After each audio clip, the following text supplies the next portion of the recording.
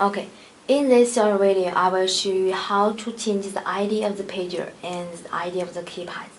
First, we will start with the ID of the pager.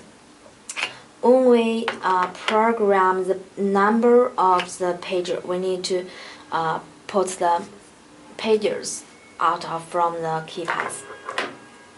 And then we need to enter the F2 and press the call to enter. On the screen, it shows the number 001. We will change this pager to the 009 and then put it in the charging slot. The pager will light. It shows that we have programming successful. We will pull it off and press the key delete to back off, and we will press number 9 and press call. It is beep, light, and vibration. It's successful. We can put it in a charging slot using this key, stop key. Okay.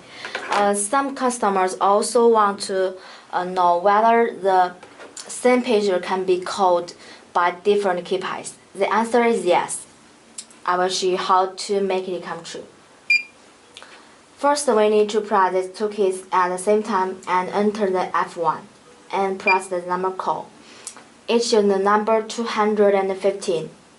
It is the ID of the keypads. We can change the ID by ourselves, such as 12, and enter. We have set it successfully.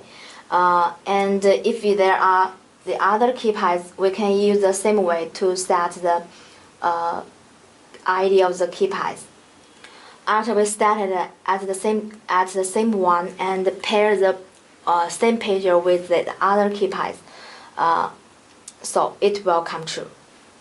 Okay, hope this video will help you.